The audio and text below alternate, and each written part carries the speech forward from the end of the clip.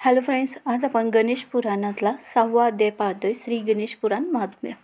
सूत सांगू लागले, भृगु ऋषींनी अंतर्ज्ञानाने सोमकंताच्या पूर्वकर्माचे सूक्ष्म अवलोकन केले. पुढे म्हणाले, राजा, तुझे पूर्वकर्म इतके भयानक आहे की तुझ्या पापाचे क्षालन करण्यासाठी काय उपाययोजना करावी असा मलाच मोठा गहन प्रश्न पडला आहे. तरीही तू गणेश पुराणाचे श्रवण करशील तर तुझ्या पातकांच्या राशी नष्ट होतील.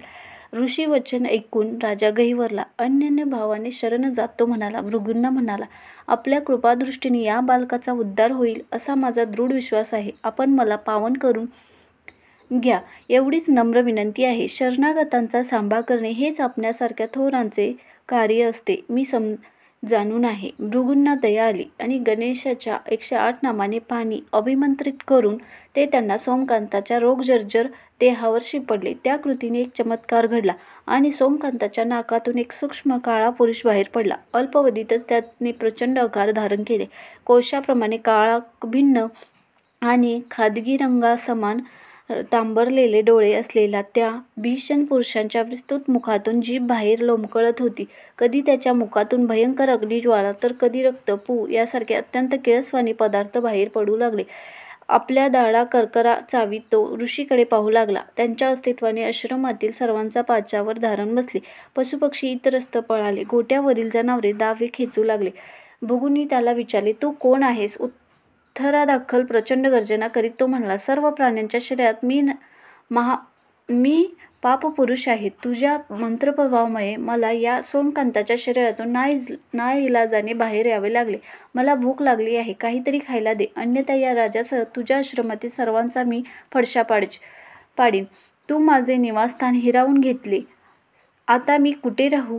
तरी माझ्या राहण्याचीही व्यवस्था कर. भृगू त्याला म्हणाले, मला घाबरण्याचा प्रयत्न करशील तर तुझे अस्तित्वच मी नष्ट करीन. माझी आज्ञा पाळण्यातच तुझे हित आहे, हे लक्षात ठेव.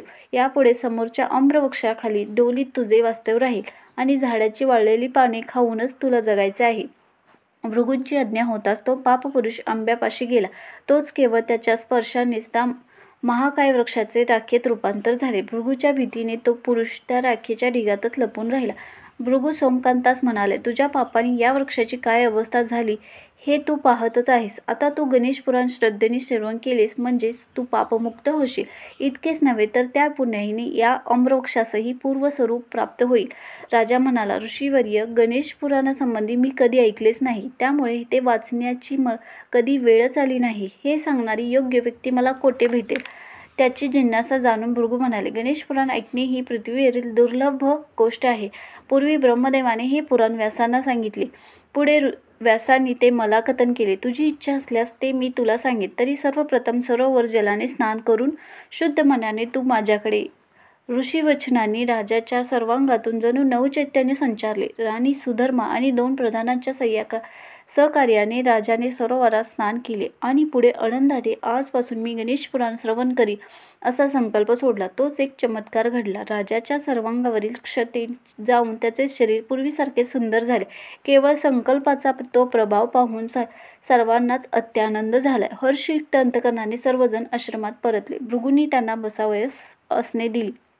ऋषीचरणाशी नम्र होत राजा म्हणाला, महाराज, केवळ संकल्पाचा एवढा प्रवाह आहे तर प्रत्यक्ष गणेश पुराण श्रवणाचे पुण्य मोठे अद्भुत असेल नाही? पुढे म्हणाले, यात शंका घेण्यास जागाच नाही. अरे, मोठ्या पुण्याईनेच या पुराणाच्या श्रवणाचा लाभ घडतो. सप्तजन्मपातक नष्ट होते. गणपती म्हणजे साक्षात परब्रह्म. त्याचे वर्णन कोण करू शकेल बरे? वेदांनी जेथे हात टेकले, सहस्त्रमुखांचा शेष जिथे वर्णन करून थकला, तेथे त्याची माहिती आपण काय सांगावी? तरीही व्यासश्रेष्ठांनी जे मला सांगितले तेच मी तुला सांगणार आहे. श्री गणपतीवर ज्याची शुद्ध भक्ती असेल त्यानेच या पुराणाचे श्रवण करावे.